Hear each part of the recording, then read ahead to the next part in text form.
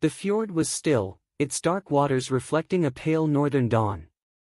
Mist clung to the slopes, curling around pine and birch like restless spirits reluctant to leave the night.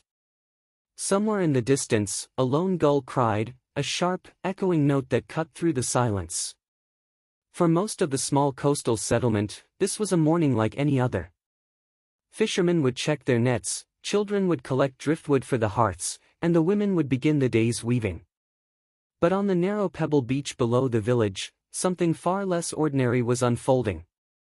A longship lay at anchor, its carved dragon prow seeming almost alive in the morning fog. The hull, sleek and blackened by tar, glistened with dew. Men moved about it in purposeful silence, each knowing their role without need for words. These were not simple fishermen, they were raiders, hardened by seasons at sea and sharpened by the promise of gold. The air was thick with the mingled scents of salt, pine smoke, and oiled leather. At the center of this small force stood Eiríkur, son of a jarl, his hair bound tightly at the nape, eyes fixed on the horizon. He was no stranger to raids, his hands bore scars from blades, and his beard was streaked with the pale gray of a man who had seen too many winters. Yet today was different. The stories of foreign riches had reached him through traders, soft monks guarding gold chalices, coastal villages fat with grain and cattle, ships heavy with cloth dyed in colors rare to Norse eyes. The hunger for such prizes was not merely greed, it was survival. A poor harvest, a rival clan's pressure, or the need to reward loyal men could push even the wealthiest chieftain to take up the sword. The spring thaw had opened the seas again, and with it, the season of raiding began. In the Viking world, the rhythm of life was marked not by months but by opportunities, spring for planting, summer for raiding, autumn for harvest, and winter for storytelling by the fire. Eiríkur knew that hesitation now could mean another band claiming the richest targets. And so the decision had been made, they would strike early, before the foreign settlements could prepare. His warriors, perhaps 30 in number, were a blend of seasoned fighters and eager youths. Some bore helmets, conical and iron-rimmed, others wore simple leather caps. Shields of painted wood leaned against the gunwales, reds, blacks, and yellows forming a jagged mosaic along the ship's flanks. Each man carried weapons chosen not just for battle but for the psychological terror they could inflict, broad-bladed axes that could cleave a man in two, short seekses ideal for close work, and spears tipped with iron. Nearby, two men wrestled a heavy chest aboard. It contained more than just supplies, it held the tools of navigation, sunstones for finding the sun on cloudy days, small lead plumb weights for measuring depth, and the carved wooden boards that recorded tides and coastal landmarks. These objects represented the difference between returning home rich or being claimed by the sea. Eiríkur walked the length of the ship, inspecting each detail. The steering oar was lashed tight, the sail furled but ready, patched over the winter by careful hands. Beneath the benches, water skins, dried fish, and barley cakes were stowed.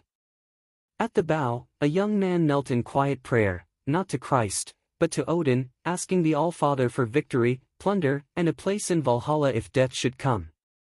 Before departure, the men gathered in a loose circle. One by one, they passed a drinking horn of mead, each offering a short vow, to fight without fear, to shield his brothers, to bring home more than he took. Some vows were loud and brash, meant to stir the heart, others were whispered, private, perhaps even desperate. When the horn reached Eiríkur, he lifted it high so all could see. We sail for the honor of our people, for the wealth of our hearts, and for the glory that will outlive us. Let the foreign shores remember the dragon that came at dawn. A cheer broke the morning stillness. The men pushed the ship into the shallows, boots splashing in the icy water. Oars were set into their locks, and with a single barked order, the longship began to glide from the pebbled shore into the open fjord. The rhythmic splash of the oars echoed off the cliff walls. Behind them, the settlement grew small, its smoke curling gently into the brightening sky. Ahead lay a horizon shrouded in mist and possibility. This was the moment the transformation happened, men became raiders, a ship became a predator, and the stillness of the fjord gave way to the heartbeat of the hunt. The longship cut through the water, its prow parting the sea like a blade through cloth. Somewhere beyond the edge of sight, a foreign coast awaited, a place that, by nightfall, might be nothing more than smoke and ruin. The day had begun, and with it, the raid. The fjord widened, spilling into the open sea. Behind them, the jagged mountains faded into a blue haze. Ahead lay a vast expanse of grey water, restless and unpredictable. The longship's oars rose and fell in perfect rhythm, each stroke sending a shiver through the hull. The men rowed in near silence, conversation wasted breath that might be needed when the wind turned or the waves rose. Eiríkur took his place near the stern, one hand resting on the carved tiller. The steering oar was his lifeline now, and the way he handled it would mean the difference between making landfall and vanishing beneath the waves. The open sea was no place for hesitation. Even the most experienced sailors among them respected its power. A rogue wave, an unexpected storm, or a drifting patch of ice could end their raid before it began. They were crossing into what the Norse called the half, waters beyond the sight of land. Here, without the guidance of cliffs or islands, navigation depended on skill and a little magic. The ship's navigator, old Skard, crouched near the bow, his eyes scanning the sky. Hanging from a leather thong at his neck was a small crystal, the sunstone. On cloudy days it could catch and split the light, revealing the sun's hidden position. Today the sky was overcast, a thick bank of clouds muting the morning light, and Skard worked the stone like a man coaxing secrets from a reluctant friend. They also read the sea itself. The direction of swell, the flight of seabirds, even the color of the water told them where land might be hiding beyond the curve of the horizon. A line of turns sweeping southwest meant there was food, and therefore shore, in that direction. Pieces of driftwood, worn smooth by the tide, could betray the mouth of a river hundreds of miles away. But the sea was not the only danger. Eiríkur knew that other longships might be sailing these waters, some from rival clans eager to take their prize before it was won. Worse still were enemy patrols, Frisian or Anglo-Saxon ships that guarded the richest coasts. A single sighting could ruin weeks of preparation. For that reason, the raiders kept their sail furled for now. Oars made them slower, but also quieter, harder to spot against the grey swell.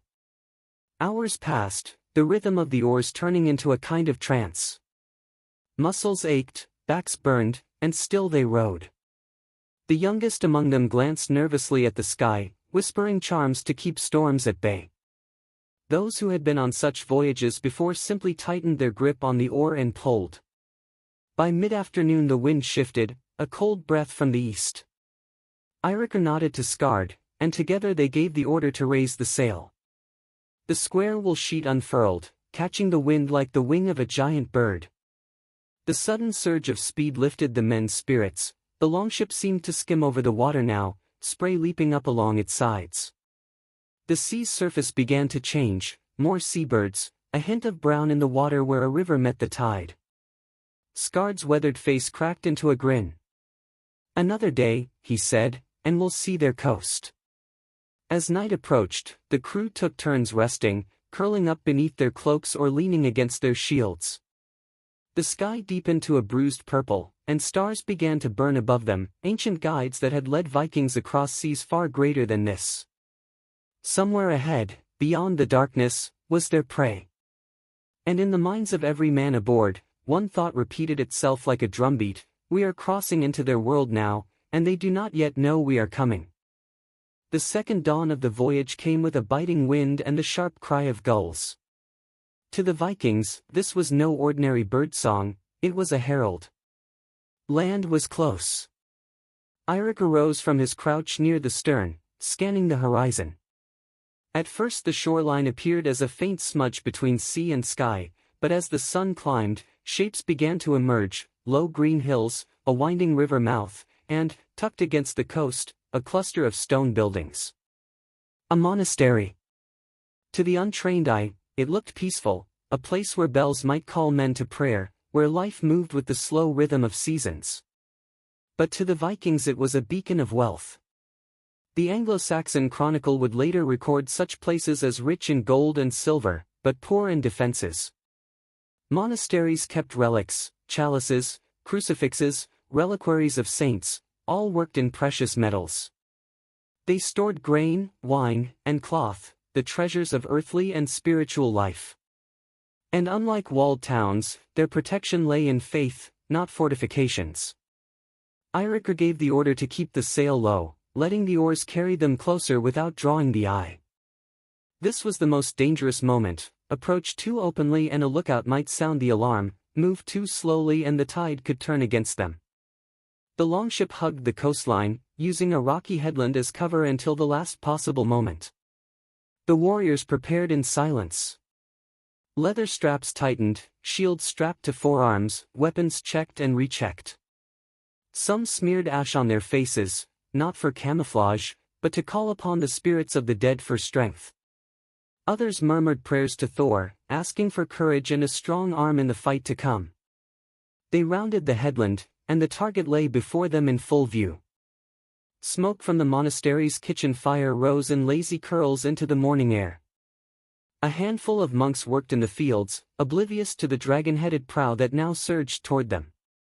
A horn blast split the stillness, a deep, guttural note that seemed to vibrate in the very bones. This was no warning, it was a declaration. Fear was a weapon, and the Vikings wielded it well. The monks froze, then scattered like startled birds. The longship scraped onto the shingle, its keel biting into the shore. Warriors leapt into the surf, water splashing up their legs as they charged. The first to land formed a rough shield wall, protecting those still disembarking. Behind them, others sprinted toward the nearest door, axes raised high. The clash was swift and brutal. A monk attempting to bar the door was shoved aside, his prayers drowned beneath the roar of Norse voices. The door splintered under the blow of an axe, and the raiders poured in. Within moments, the sanctuary was filled with the chaos of shouted orders, the crash of overturned furniture, and the metallic ring of weapons striking locks and hinges. Outside, more Vikings cut off escape routes, chasing down those who fled toward the woods. Horses were loosed from their pens and driven toward the ship to be taken as spoils. The scent of trampled grass and smoke mingled in the air, thick with the heat of sudden violence. In the space of minutes, the peaceful rhythm of the monastery's morning had been shattered. What had been a place of worship was now a battlefield, and the dragon-headed ship at the shore was its conqueror. The first strike had been made, and the day's work was only beginning. The plunder was aboard the longship, heavy with its spoils, gold, silver, livestock, sacks of grain, and the hard-won pride of the raiders. But Eiríkur knew the raid was not yet over. The moment the first smoke rose from the monastery's roof, messengers would have ridden inland. Even now, somewhere beyond the tree line, horns might be sounding to call the local fjords, the Anglo-Saxon militia, to arms. On the beach, the men worked quickly and without chatter. Shields were slotted along the gunwales, forming a wall of painted wood. The sail remained furled, oars were set in place. The longship slid back into the cold surf, guided by strong shoulders and the pull of the tide. Horses taken as part of the loot whinnied and stamped on the narrow deck, the smell of their fear mingling with salt and smoke. The oars dug into the water, slow and steady at first, until the ship was clear of the breakers. Then the rhythm quickened. The sea ahead was open, but the danger was far from over. Eiríkur kept the ship hugging the coastline for now, just far enough to avoid rocks, close enough to take advantage of the land's shelter against the wind. This route was faster but riskier, enemy ships could still cut them off. A shout went up from the prow. Far astern, a dark shape moved on the water. Another sail. It was too far to tell whether it belonged to friend or foe, but the reaction was immediate: row harder. The muscles in the men's backs rippled under the strain, breath coming in hard bursts. The longship surged forward, its prow knifing through the swell. The coastline began to bend, revealing the wide mouth of the river they had passed on their way in. Here Eiríkur made his choice. Rather than sail in a straight, predictable line, he steered into the river's mouth for a short distance, letting the bend of the land hide them from any pursuers. Then, using the knowledge of tides and currents passed down through generations, he cut back out into the open sea, vanishing from the direct line of sight. By late afternoon the wind favored them again. The sail was raised, billowing out like the chest of a proud bird. The oars were drawn in, and the men slumped where they sat, exhaustion etched into every face. Some ate from their belts pouches, dried fish, barley cakes, while others simply closed their eyes, swaying with the motion of the ship. The mood shifted slowly from tension to grim satisfaction. They had struck hard, taken much, and escaped without losing more than a handful of men.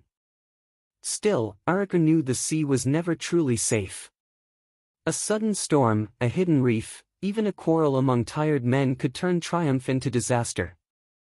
For now, though, the water was calm, the wind steady, and the prow pointed home. As the sun dipped toward the horizon, painting the sea in gold, the raiders began to sing, low at first, then louder, the deep, rough voices of men who had faced death and come away with life and riches. The coast they had left behind would smolder for days, but the memory of the raid would live in their sagas for generations. The voyage home had begun. The longship slid into the shelter of its home fjord under a sky heavy with evening clouds. The raid was over, but its shadow stretched far beyond these waters. Men leapt ashore, greeted by wives, children, and elders who rushed to see the spoils. The clang of iron, the glint of silver, and the braying of captured livestock filled the air. This was more than wealth, it was proof of strength, of honor, of a leader's worth. Eiríkur stood apart for a moment, watching his men unload the treasures. He had led them across a hostile sea, struck the enemy's heart, and returned. Around the longhouse fires that night, his name would be spoken with pride. Yet even as the celebrations began, he knew what came next. Rivals would hear of his success, other chieftains would envy the size of his haul, and next season's raids would demand even greater daring. In the Norse world, glory was never permanent, it had to be renewed. Far to the south, the memory of this day would take a different shape. In the monasteries' ruins, survivors would bury the dead, count their losses, and send word to their king. The Anglo-Saxon Chronicle would record the attack in terse lines, another warning in a growing list of coastal disasters. Each entry was more than ink on parchment, it was a marker of change. Over decades, such raids would force kingdoms to build stronger defenses, raise standing armies, and rethink their politics entirely. The Vikings, once seen as isolated northern tribes, became a force that reshaped Europe. Their ships probed deep into rivers, their trade routes reached from Baghdad to Byzantium, and their raids left an enduring mark on the continent's memory. Even the places that hated and feared them adopted some of their shipbuilding techniques, their trade practices, even their words. For the raiders themselves, legacy was a matter of song and story. Skalds, Norse poets, would weave the details into sagas, blending fact and myth until the truth became something larger. A simple raid could grow into a tale of divine favor, impossible feats, and heroic last stands. Children would grow up hearing these stories, dreaming of the day they might take their place on a longship's bench, the salt wind in their faces. As for Eiríkur, his name might be remembered for generations, or vanish into the tide of history, one among countless men who lived and died by the oar and the axe. But the image of the dragon-headed ship gliding through the morning mist toward a distant shore would endure. The sea had carried him out, the sea had brought him home, and somewhere beyond the horizon another dawn awaited, another chance for the world to hear the thunder of oars and see the dragon return.